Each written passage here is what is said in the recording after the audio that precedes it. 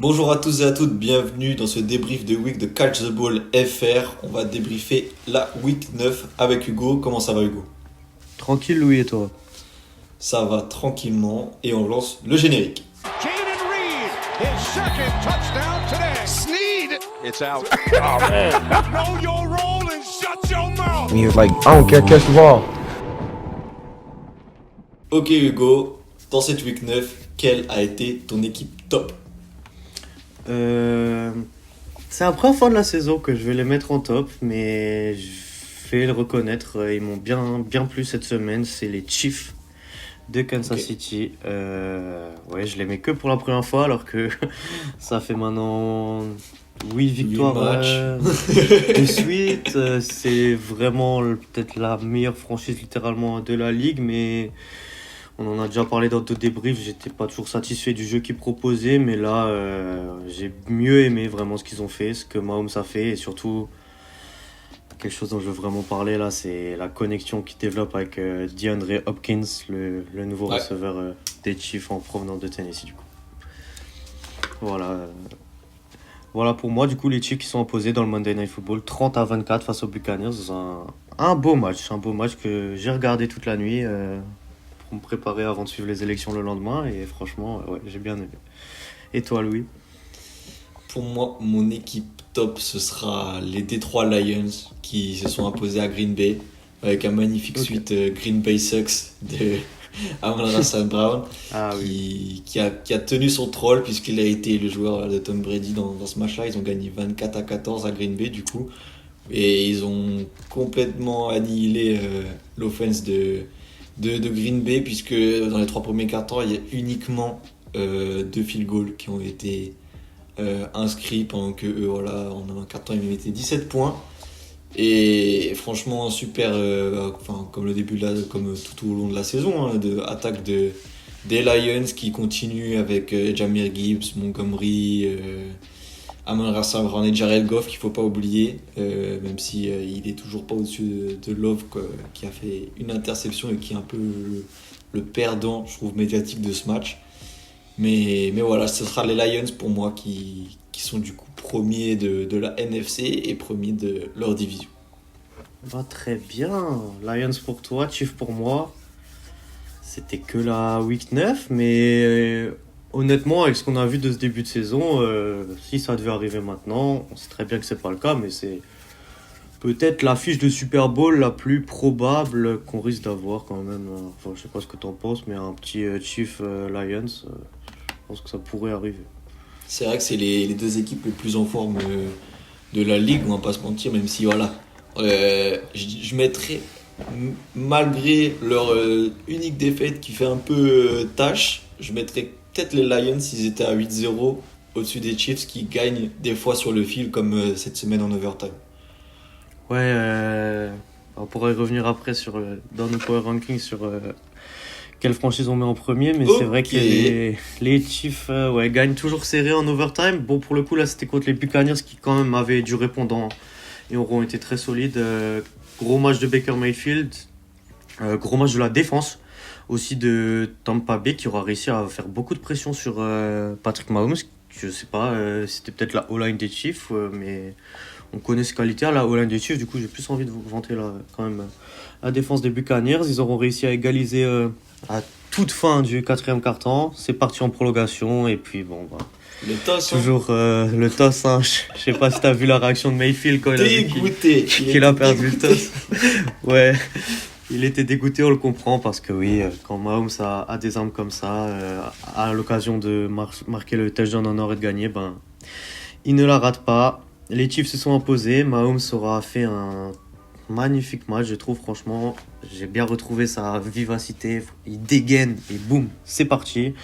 Très belle connexion, comme j'ai dit avant, avec Hopkins. Pas d'interception. Et surtout, Cette fois-ci. du perfect, c'était incroyable à voir pendant le match. Je crois qu'il est à 13 sur 13 en fait en troisième tentative. Ok. Il y avait plusieurs fois la troisième tentative où vraiment la défense des Buccaneers avait fait le travail. Ils reculaient, même ils avaient des pénalités les Chiefs, du coup ils étaient des fois, il leur restait 15, 18 yards en troisième tentative quoi, avant de potentiellement punt. Et à chaque fois Mahomes a réussi à s'en sortir, soit à la passe, soit des fois avec des petites courses ou des petites passes juste en avant là, pour Travis Kelce qui aurait été aussi là dans ce match, mais qui vraiment pour le coup a repris un rôle de vraiment tight end, quoi, de receveur serré dans l'axe, quoi, parce que ils ont un vrai bon receveur cette fois-ci, les Chiefs, en la personne de DeAndre Hopkins. Et ouais, grosse performance des Chiefs dans un beau match. Et bah à l'inverse, quelle équipe t'as trouvé flopesque cette semaine? Quelle équipe t'as déçu? Quelle équipe a flopé? En soi, ça fait un petit moment qu'elle est flopesque, mais je vais citer les Saints, Ok. qui sont inclinés de 1 point, mais qui sont inclinés contre les Panthers. Ah là là. Et ça, Louis, normalement, on dit toujours ok, victoire de l'équipe adverse, mais c'était que contre les Panthers. Bah là, on peut même pas dire ça pour les Saints, qui sont inclinés. Chapeau bas, première victoire de Bryce Young, là, qui jouait pour le coup le quarterback des Panthers. Ça m'a fait plaisir pour lui, mais ça ne m'a pas fait plaisir pour Derek Carr de retour. Et pour montrer vraiment que c'est le flopper de la semaine, je sais pas si tu as vu cette stat, Louis, mais Derek Dis-moi. Carr est le premier quarterback de l'histoire qui a perdu contre les 31 autres équipes de NFL. Je l'ai vu. Ah. Et bon, en vrai, il a pas fait un si mauvais match quand on regarde ses stats, mais ça s'est joué vraiment sur le fil, mais ça fait 7 défaites de suite pour les Saints et il méritait un moment d'être nommé flopper de la ligue. Non, je suis d'accord. Ouais. Et toi, Louis, c'est qui ton flop? Mon flop de la semaine, ce sera les Miami Dolphins. Alors, j'ai Ouais. hésité avec Green Bay qui vraiment a tout perdu. Enfin, pas tout perdu, mais qui a fait vraiment une mauvaise opération cette semaine face aux Lions. Mais les Dolphins face aux Bills qui étaient bien, qui étaient en place et qui, franchement, ont perdu leurs moyens dans le troisième quart-temps et qui sont inclinés d'un field goal. Voilà, c'était à Buffalo. Ils ont perdu 27-30 et c'était un division game. Et voilà, pas d'occasion de se relancer encore. Et franchement, ça quasi assure en vrai l'hégémonie des Bills et leur première place dans cette conférence pour moi. Ok, pour un petit tiers, j'ai envie de demander en soi, on sait que les Bills sont quand même en forme en ce moment. Les Dolphins, ça va pas du tout et au final, ils ont perdu que 3 points. Est-ce qu'il n'y avait pas aussi un peu du positif chez les Dolphins là dans ce match? C'était un peu de retour ou... Il y en a parce que tu vois, fait ses matchs. Enfin, en tout cas, il est meilleur que celui qui était venu le remplacer. Mais en fait, j'ai l'impression qu'ils y croient plus et que Ouais. même malgré tout, en tout cas, Tyreek Hill, je pense que tu n'étais pas là, il était encore à Paris pour moi. Là, il revient aux États-Unis, mais ça suit pas quoi. Il y a vraiment cet esprit où il faut finir les matchs qui manquent et quand tu es à 2-6 et qu'on avait vraiment de beaux espoirs en eux, et je suis obligé de les sanctionner. Voilà, je vais les sanctionner cette semaine. Non, t'as bien raison et voilà, je comprends et même honnêtement, je me faisais la réflexion, je pense qu'en vrai c'est vraiment le flop de la saison, de manière Ouais. générale, les Dolphins, à voir ce que ça va donner, mais ça va être trop dur pour les playoffs, ils peuvent peut-être essayer d'avoir un record neutre avant la fin de la saison régulière, mais ouais, ça va pas du tout du côté de Miami. Ok Ça- pour tout ça. Je sais pas si tu veux me parler encore d'un match, Louis, en particulier, dans les autres matchs de la semaine. Ouais, on peut parler du premier match de la semaine où on Ouais. a un réveil un peu inattendu des Jets. Qu'est-ce qui s'est passé? Garrett Wilson, Garrett Wilson. Catch of the Year. Purée. Bah ouais, pareil, on les a encore critiqués la semaine dernière et ils nous ont dit nous entendre, les Jets. Pour le coup, on fait un gros match. Franchement, ils ont fait un très gros match. Ils ont fait ce qu'on attendait d'eux. Il y a toujours des passes incomplètes chez Aaron Rodgers, mais non, il n'y a pas eu d'interception, ce qu'il y avait pas mal dans les autres matchs. Il a réussi à trouver Deontay Adams, ils ont réussi à tenir en défense. Et surtout, ouais, ils ont super bien joué en attaque. Et comme dit Garrett Wilson, le catch incroyable là, qui a fait le tour d'internet le soir d'Halloween. Vraiment, c'est un vrai beau catch. Et surtout, en fait, Garrett Wilson, justement, que je trouvais pas ouf en ce début de saison. J'ai l'impression que là, l'arrivée de Devontae Adams Même si Adams a fait plus de yards que lui, mais bon, on sait que c'est pas forcément un stat à retenir, toujours du côté des receveurs. Ah, il veut un peu montrer, il se dit ok, je vais te montrer Adams, ok, t'es une star de la ligue, mais moi là, le jeune Wilson, c'est moi le numéro 1 des Jets, et franchement pour moi c'est vraiment lui du coup le receveur numéro 1 des Jets qui auront fait le taf face à des Texans que j'aime beaucoup, mais ça va pas, très mauvaise stat de CJ Stroud, trop de passes incomplètes, j'étais pas habitué à le voir faire ça, et surtout on voit qu'il y a des gros problèmes avec la blessure de Nico Collins et de Stefon Diggs. Ouais, ça va vraiment mal pour les Texans dans une attaque. Ils n'arrivaient à rien faire, avec surtout une O-line qui aura totalement cédé sur la pression de la défense des Jets. Et je sais pas combien de fois il s'est fait plaquer CJ Stroud, mais c'était violent. Des fois, il fallait qu'on l'aide à se relever, quoi. Il se prenait des coups. Oui, c'est vrai, j'en ai vu. Ouais. Il allait pas bien et ouais, franchement, c'est les Jets qu'il faut retenir, les Jets qui auront fait le taf, et les Texans ça va mal, surtout que semaine prochaine c'est les Lions, et semaine d'après, bon, c'est le derby du Texas contre les Cowboys, mais bon, ça ils vont peut-être réussir à le prendre, mais ouais, pas aidé par l'agenda et le calendrier. Non, vraiment, l'infirmerie est remplie à ras-bord chez les Texans, et c'est malheureux, ouais, parce que je suppose quand même que s'il n'a pas réussi à compléter ses passes, CJ Stroud, c'était en partie parce qu'il lui manque ses receveurs. Ouais. Mais c'est vrai, t'as raison, catch of the year, pour toi il est valide ce catch, il met pas le genou un peu après, polémique, pas polémique? Non, il est valide pour moi. Ils ont expliqué les arbitres, je sais plus exactement, mais en gros, il y a une autre partie de son corps qui est tombée avant, et du coup, il était dans les limites. Et il était valide, par contre, je vois, et là, je me dois d'intervenir, beaucoup de gens qui le lancent déjà dans un débat. Est-ce qu'il est plus beau que le catch de Obichi? Et pour moi, vraiment, non. C'est un beau catch, une belle one-handed, mais justement, la retombée fait qu'il est pas si magnifique, mais un des catch of the year pour l'instant, c'est sûr. Ça, c'est sûr, ouais. Du coup, on va basculer dans le derby du Texas, et donc du coup de l'autre équipe qui a encore perdu, Hugo. Ouais, les Cowboys se prennent plus de raclée, mais perdent la semaine dernière contre les Niners d'un touchdown d'écart, et là ils perdent contre les Falcons. D'un touchdown d'écart. Ouais. Et pourtant, la domination avait l'air plus violente du côté d'Atlanta. Du coup, je trouve qu'ils s'en sortent encore pas si mal. Mais on va retenir le positif. Dak Prescott n'a pas lancé d'interception, et ça, c'est incroyable. Ouais, non. Lourd pour les Cowboys, c'est vraiment mort pour les playoffs maintenant, j'en suis sûr. Et okay. Atlanta, par contre, c'est du lourd. Atlanta qui s'est imposé 27-23, vraiment. Ouais.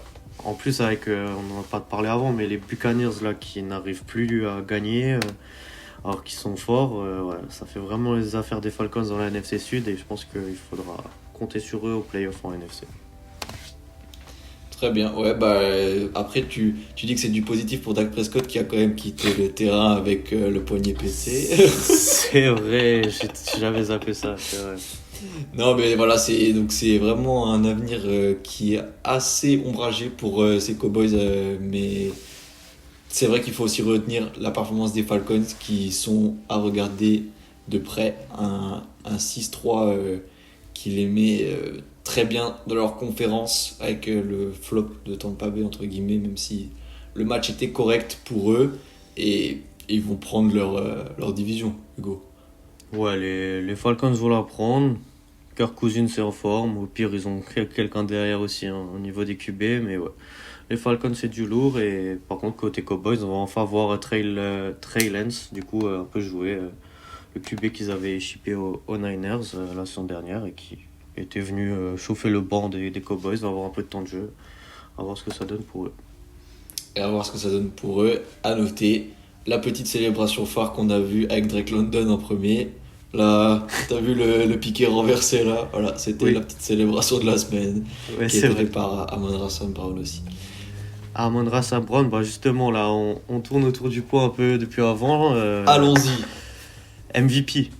MVP de la week. Hein. J'irai pas jusqu'à parler de St. Brown en tant que MVP de la saison, mais bon, Je vais te demander qui était ton MVP de cette semaine, maintenant qu'on a fait un peu le tour des grosses affiches. Dis-moi lui.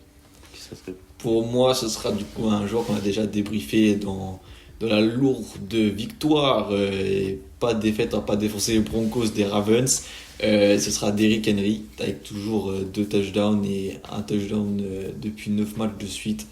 Donc voilà, je voulais récompenser cette semaine au moins, même si on en a parlé un peu, mais il est un peu dans l'ombre de Lamar Jackson. Mais ça a l'air d'aller, puisque dans ses interviews de fin de match, il dit « He's MVP ». Eh bah, très bien. Mais pour moi, ce sera toi cette semaine. Et toi, Hugo? Ouais, il respecte la hiérarchie d'Eric Henry avec son QB. Du coup, moi, c'est Amon-Ra St. Brown que je vais mettre. Il n'y a pas que Tom Brady qui l'a mis comme c'est lui que je l'ai un peu shippé. En fait, j'avais vu là qu'il arrivait avec, comme tu l'as dit, son suite Green Bay Sucks avant le match. Je trouvais que c'était culotté. Et franchement, il a bien répondu sur le terrain. Fallait pas se louper. Il fallait pas se louper, il s'est pas loupé. Je l'aurais bien vanné si ça a été le cas, mais non. Il a fait son taf, il a mis son touchdown, il a fait la célébration, comme tu as dit, là, en piqué. Et franchement, je me devais de lui mettre parce qu'en vrai, c'est un très bon receveur de la ligue et qui est vraiment l'arme offensive numéro 1, je trouve, des Lions. À la réception. À la réception, pour sûr. Ouais. Voilà pour ça. Petite mention spéciale aussi, je voulais faire à Saquon Barkley et son heure de l'inversé là. Où il a sauté à l'envers au-dessus d'un défenseur et j'avais jamais vu ça. Je crois pas que grand monde avait déjà vu ça et c'était assez innovant, assez classe et assez bien pour le running back des Eagles qui se sont imposés du coup face aux Jaguars. Avec un score au final qui reflète pas la rencontre, mais attention parce que ils étaient à du coup 28 et à la mi-temps. Bref, la domination a été totale et puis ils ont quand même laissé la place aux Jaguars. Mais j'ai quand même l'impression, j'ai vu en tout cas sur quelques avis d'internautes américains, qu'ils ont mis un classement des head coach et qu'ils ont mis que du coup le head coach, dont je ne veux pas écorcher le nom parce qu'il est un peu compliqué, je vais le chercher après, mais c'était le most hated, Nick Sirianni, coach, alors qu'il est quand même en 6-2. Ça veut dire que les fans de Philadelphie, je trouve qu'ils sont un peu durs avec leur équipe. Enfin, en tout cas, peut-être non. Peut-être que c'est juste les autres fans qui sont durs avec cette équipe qui gagne des matchs. Certes, pas des gros scores, des gros matchs. Même si c'était plus de matchs, ça va. Mais c'est du 6-2 et c'est deuxième encore de la division, mais c'est solide, quoi. Ouais, c'est solide. On va y revenir après, je pense, dans nos Power Rankings, en tout cas dans le mien. Et juste pour revenir sur Nick Sirianni, oui, c'est le head coach le plus haï de la ligue et je fais partie de ces haters. Parce que j'aime pas ça. C'est même pas ce qu'il propose sur le terrain, c'est plus sa personne. Il s'est même embrouillé, il me semble, une fois avec des fans, là, il y a pas si longtemps, avec des fans, notamment des Eagles, qu'il a un peu chambré en étant coach des Eagles, quoi. Du coup, c'est peut-être aussi ça qui explique son classement en tant que coach le plus détesté, mais vraiment, ça sera plus une surprise pour vous si vous nous écoutez de manière régulière. Mais je suis pas fan des Eagles et c'est notamment dû à Sirianni, à ce head coach. D'accord. Voilà. Merci pour la précision. Voilà pour ça. Tu veux qu'on fasse encore un match ou... On peut parler vite fait des Cardinals qui prennent la tête de leur division, sur quoi on n'aurait pas misé peut-être beaucoup en début de saison, en s'imposant face aux Bears à domicile. Les Bears qui continuent un peu un flop depuis, là ils sont sur 2 défaites de suite. Ouais. Mais ces Cardinals qui sortent la tête de l'eau et donc dans cette poule hyper serrée de la NFC West, ils sont les seuls dans un bilan positif et peut-être que c'est eux qui vont avoir au final cette place qualificative. Peut-être, ouais. Les Niners étaient en bye week cette semaine, du coup, peut-être qu'ils allaient gagner. Enfin, on verra. Je garde quand même un œil sur les Niners. Belle opération des Cardinals, cela dit, mais aussi, je trouve, pour rester dans ce NFC West, belle opération des Rams. Exactement. Pour faire une petite transition sur ce match, du coup, les Rams sont imposés 26-20 face aux Seahawks, qui vont pas trop bien. Mais bon, c'était un beau match dont j'ai vu la fin. C'est aussi allé en prolongation. Et purée, Matthew Stafford, il aura fait le taf. Et vraiment, là, j'aime bien là, le jeu proposé par les Rams depuis qu'ils ont retrouvé leur receveur. Et du coup, pour faire un petit peu une explication, voilà, pour les règles de prolongation, en gros, les Seahawks avaient eu le toss pour le coup.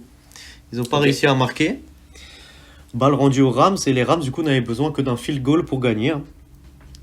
Et pourtant, ils ont continué à avancer. Ils ont joué une troisième et plus que 10, quoi, du coup, alors qu'ils auraient pu direct tenter le field goal. Et ils sont allés s'imposer en mettant un touchdown.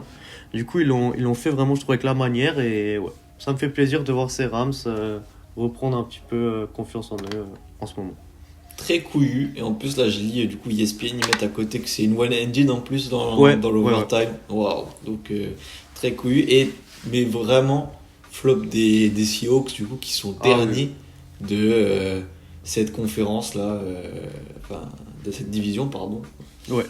C'est très difficile pour Seattle.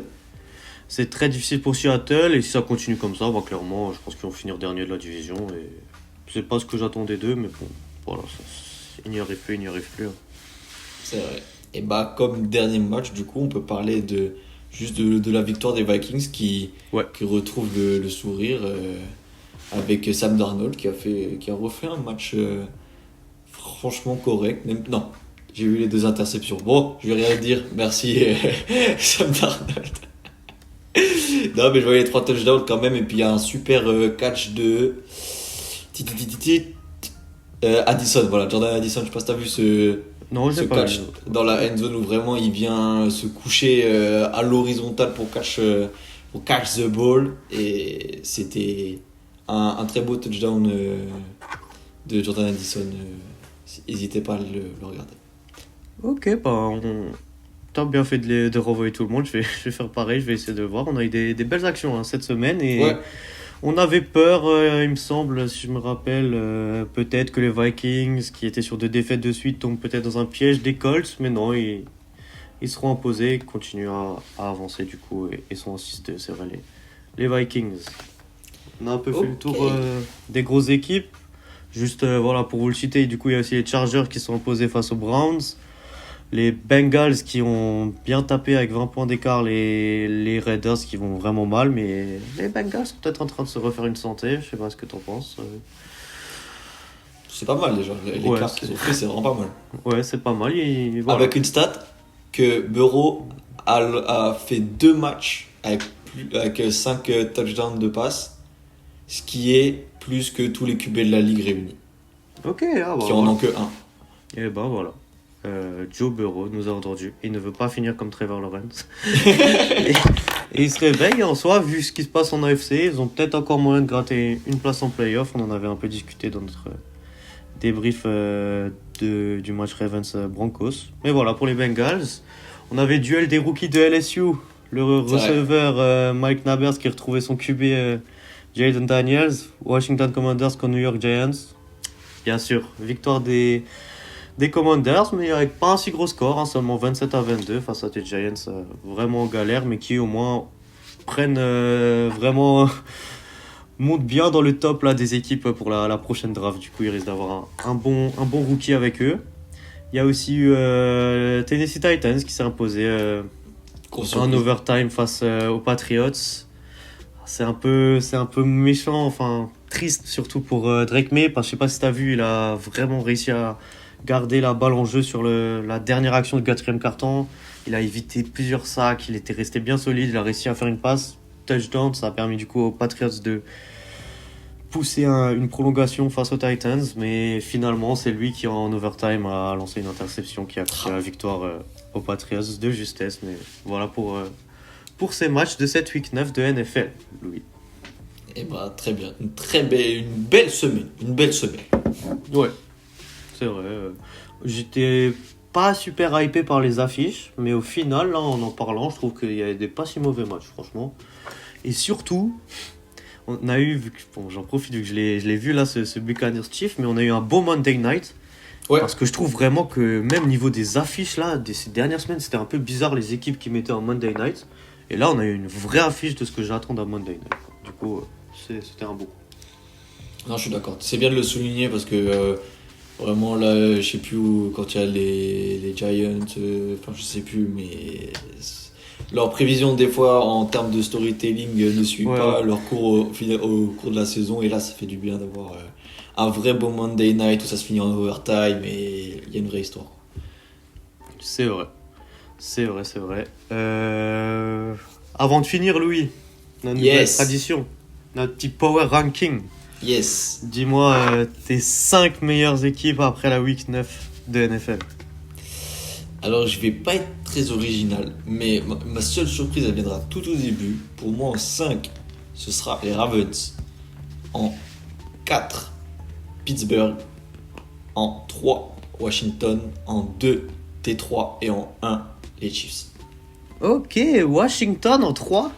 Ouais. C'est un peu ce que je... Ah, j'avoue que ça me surprend un peu. Ouais, t'es confiant dans les hommes de Jayden Daniels. Bah, j'avoue quand même qu'ils continuent de gagner et force est de croire qu'un bon QB autour d'une équipe au niveau plutôt homogène, je trouve qu'ils ont vraiment tous un peu le même niveau et ils constituent un collectif quoi. C'est vraiment, enfin, c'est comme Pittsburgh, je les mettrais un peu au même niveau, c'est que c'est des équipes très homogènes, même si non, Pittsburgh, je trouve qu'ils sont un peu plus solides, mais les Washington Commanders, je les attendais pas et ils perdent toujours pas. Et il n'y a pas de flop, c'est constant et Jalen Hurts fait toujours ses matchs. Donc, ouais, je les mets à cette troisième place. C'est vrai, j'aime bien. Bah, en plus, j'aime bien, ça me permet de dire 2 petites anecdotes que j'ai là-bas, du coup, sur les Commanders et les Steelers, équipes que tu as citées et qui d'ailleurs s'affronteront la semaine prochaine. Yeah. Alors, je sais pas déjà si tu as vu première info, mais cette info a fuité que beaucoup de joueurs de NFL demandent à leur agent de leur négocier un trade pour les Commanders, qui est vraiment du coup devenu une équipe très attractive là cette saison Ok. avec Jayden Daniels et franchement l'impact qu'il a sur cette franchise, on n'aura jamais assez d'en parler. Et c'est vrai que ça se comprend que tu les aies mis en 3e place. Et là, l'autre petite anecdote, vu que tu nous as parlé de solidité, tout ça, d'amitié, de relation, vu que je vois pas mal de mèmes là-dessus, c'est que les Steelers, c'est un peu l'équipe qui est présentée comme l'équipe qui gagne justement grâce grâce aux valeurs de l'amitié. C'est l'amitié, un peu l'équipe, c'est un peu la vanne, on est tous ensemble et on gagne ensemble parce qu'on est des amis et qu'on est plus fort que les ennemis. C'est notamment venu parce que je crois la semaine dernière ou quoi, ils ont gagné un field goal, il restait un field goal à la fin du match et en fait sur le banc toute l'équipe ils sont tenus la main, même avec les ramasseurs de maillots, tout ça, Ah ils oui, étaient j'ai tous vu, là ouais. en mode on est des amis et ensemble on va le faire. Mais au-delà de la vanne, ouais, les Steelers c'est très solide et du coup avant de te donner mon petit power rankings, un petit prono juste Commander Steelers la semaine prochaine. Et bah, franchement, on a loué cette solidité de Pittsburgh, mais je crois que je vais la donner aux Commanders. Hein. Je pense, enfin, je les vois pas perdre. Je sais pas pourquoi, mais je les vois pas perdre et je les vois transpercer cette défense pourtant de fer des Steelers. Ok, toi je vois. Bah moi je pense que même s'ils ont déjà 2 défaites, Jayden Daniels va apprendre vraiment ce que c'est que d'arriver en NFL et qu'il y a des grands pères de famille qui sont dans cette ligue et que Ok. il va avoir TJ Watt arriver quelques fois sur lui et que je vois les Ça va Steelers faire gagner, mal. mais ça va faire mal peut-être sur quelques actions à Jayden Daniels, mais en soi ça sera un match serré où les 2 équipes ont leur chance, mais je donnerai ma pièce aux Steelers quand même. Ok, on verra ça la semaine prochaine. Ouais. Et du coup, mon petit power rankings à moi, ça Let's sera go. les Eagles en 5e place. D'accord. La preuve de mon objectivité, hein, parce que franchement, que je tiens pas tellement dans mon cœur, mais qui ont fait un beau match la semaine dernière et encore un bon cette semaine. Et vraiment, ils sont solides, ils ont les armes des 2 côtés du terrain. Ils ont réussi à retrouver leurs joueurs qui étaient en blessure. Et du coup, ouais, ils méritent pour moi là actuellement de rentrer dans un top 5. En 4e, je vais mettre du coup les Steelers. J'hésite, mais allez. Steelers, solidité, on vient d'en parler. 4e. En Yes. 3e, les Ravens. Du coup, j'ai failli me tromper, mais ouais, je vais garder Ok. les Ravens en 3e place parce que l'attaque est en feu et la défense montrer son niveau, certes face à seulement les Broncos, on pourra le dire, mais on en a déjà parlé dans le débrief. Ouais. Ils auront fait le taf face à des Broncos qui avaient des armes. Du coup, ouais. Là, rassuré sur ce point de vue-là, et du coup, je mets les Ravens en 3. Les Lions en 2. Et oui, les Lions en 2, parce que je vais mettre les Chiefs en 1. Pour la première fois. Parce que franchement, ils m'ont fait plaisir. Contre les Buccaneers, c'était pas non plus le Mahomes spectaculaire que le monde entier commence à connaître, mais c'était un match très solide.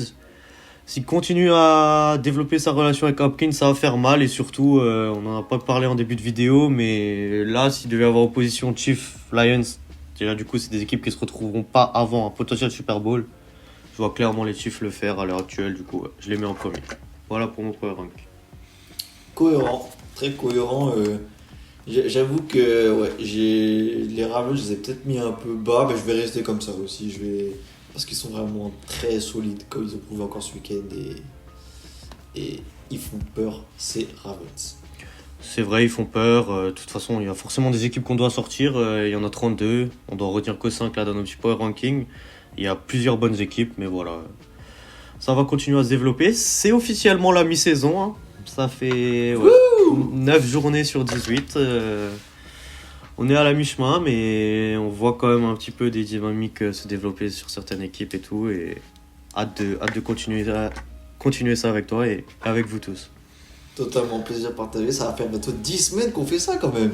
Wow. Ouais, franchement, ça passe plutôt vite. Et c'est toi qui m'as envoyé ça, non? Mais on est maintenant à moins de 100 jours du Super Bowl. Je crois que c'est ça, ouais. C'est triste. Eh ben, on sera là, on sera en duplex de la Nouvelle-Orléans. Pour suivre tout ça avec vous. C'était un plaisir. C'était un plaisir aussi, Hugo. Got you.